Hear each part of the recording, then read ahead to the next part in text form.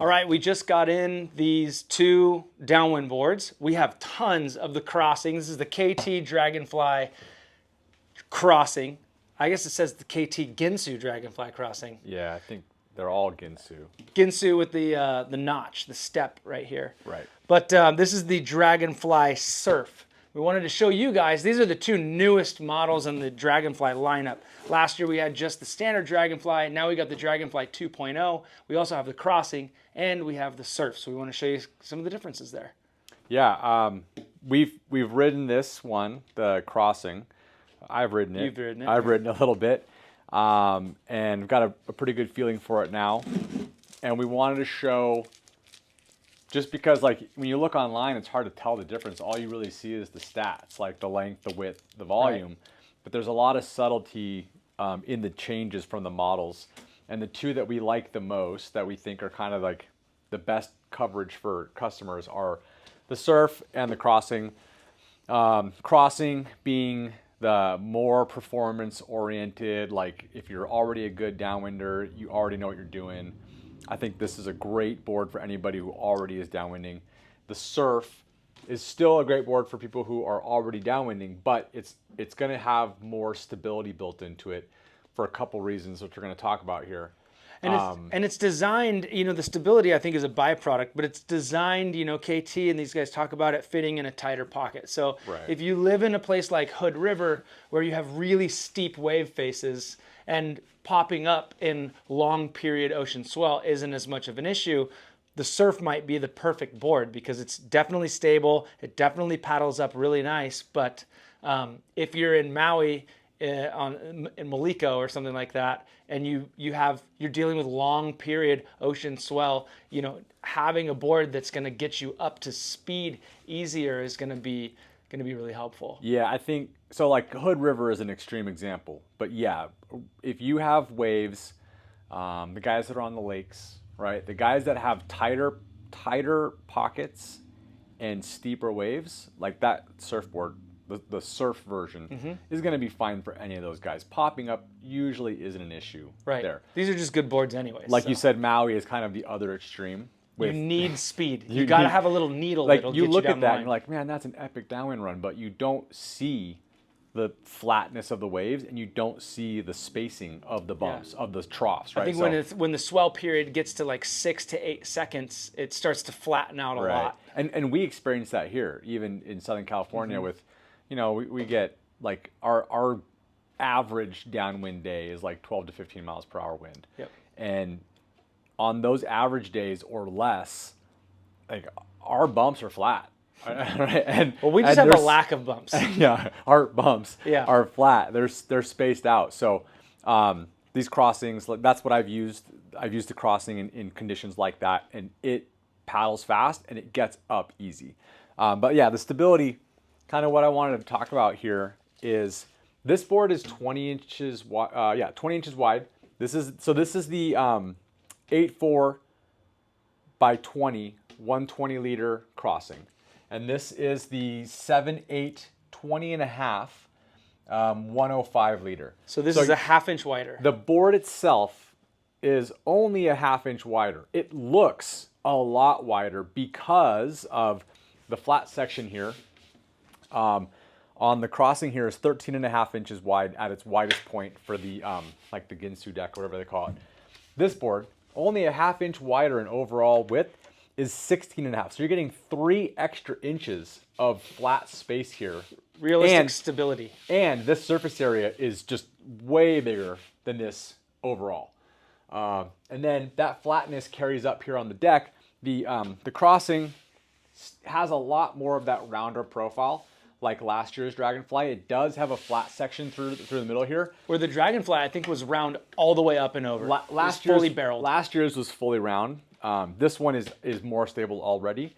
I would say the flat section on the deck of this is about 8 inches because you got some roll here, but there's a flat section about 8 inches wide. This is like a 14. On this one, it's 14, and it carries way further up, whereas this, it starts to V in and you get, so. I would even say if you're looking at a downwind board that you're going to use as a winger, that this would be really good for like touchdowns and things like that, providing stability when you're, if I mean, Yeah. yeah, I think the surf would be a great winging like crossover. Yeah. Because it's shorter, more compact profile. You don't need all that extra length to get up super quick and easy Right. on the wing. Right.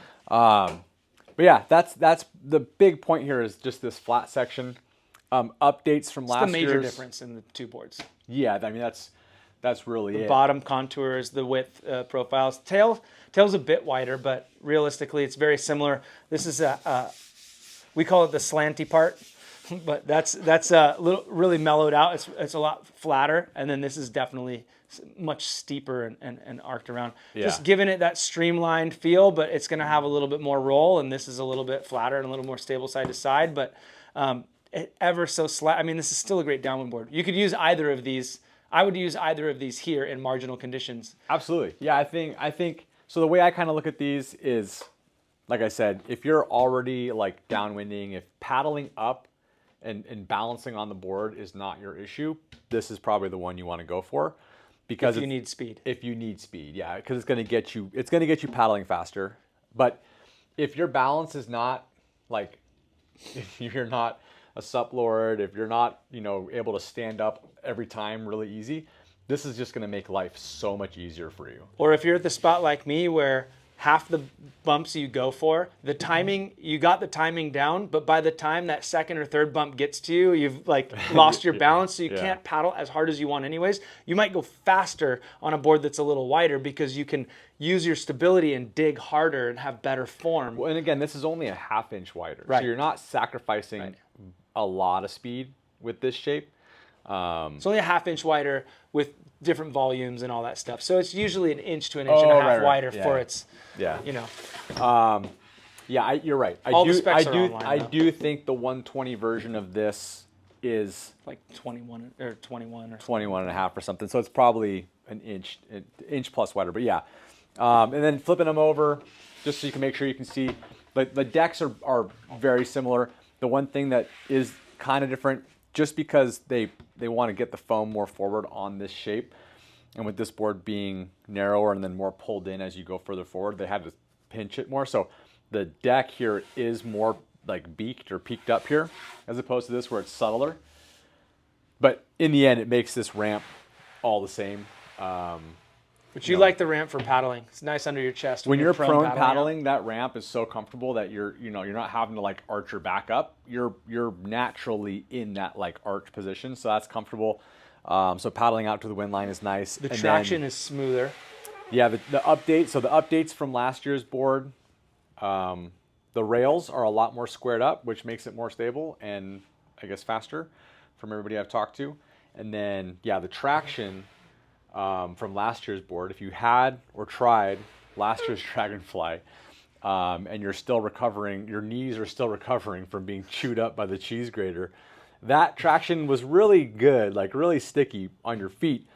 But like, I did one. Yeah. I did one. It'd rip you up. I did one downwind send, shirtless, like bareback, and just the time that it took me to paddle out to the wind line, I'd like sanded my nips off.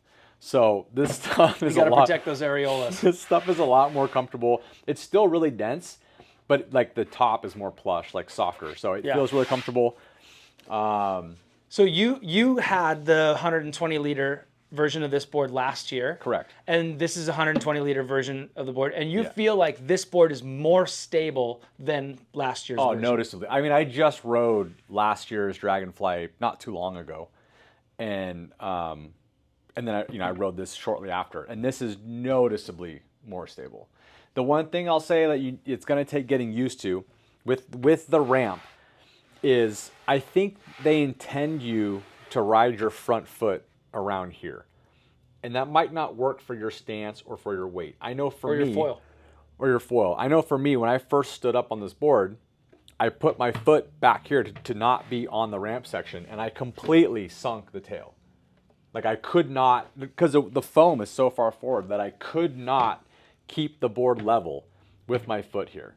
So after other attempts, when I stood up, I made my foot further forward, and I could balance the board out. And then that just took like.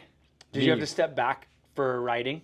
I did. I did end up stepping back a little bit, and that's probably I didn't have the foil in the right spot, but you do have to get used to your feet not being level.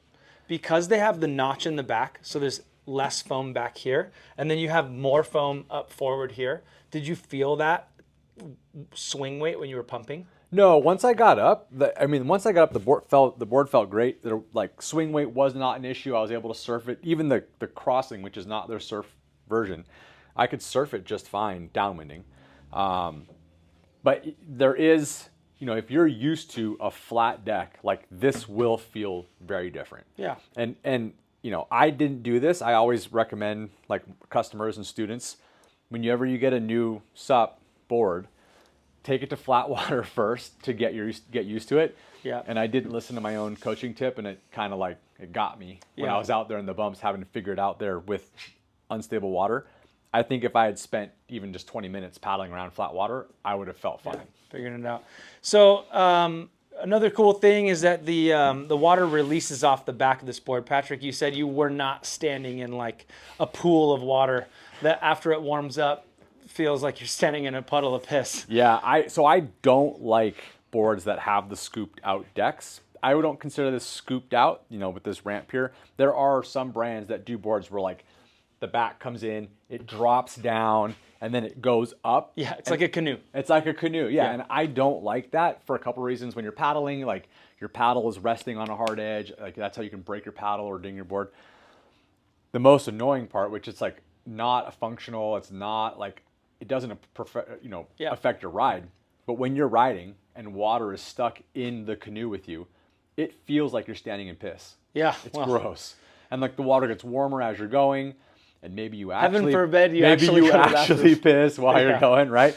So yeah, this is nice. Like the water does during my ride, I did not have water sitting on the board. It comes off the back. So here's another angle, just showing the difference in the wide parts of the board. Again, the overall width of the board in the middle is not too far different, but just looking at the tails and the just shape of the back of the board here, it's kind of neat to see, a little bit more of that profile and how they designed it. Yeah, you can see that the surf carries that width further back. Yeah. Like, like from the wide point up here, it instantly starts shooting in. And on the surf one, it's more of a straight line, and then like kind of like a surfboard where that last little bit has like the hip, a little bit more. Has the hip where it comes in. Yeah. So, yeah, great boards. I think, like I said, if you're not super stable on your current board, or if balance is not your strong suit for the SUP downwinding, this is going to be a really good board for you, and you're not going to sacrifice much speed, really, if any.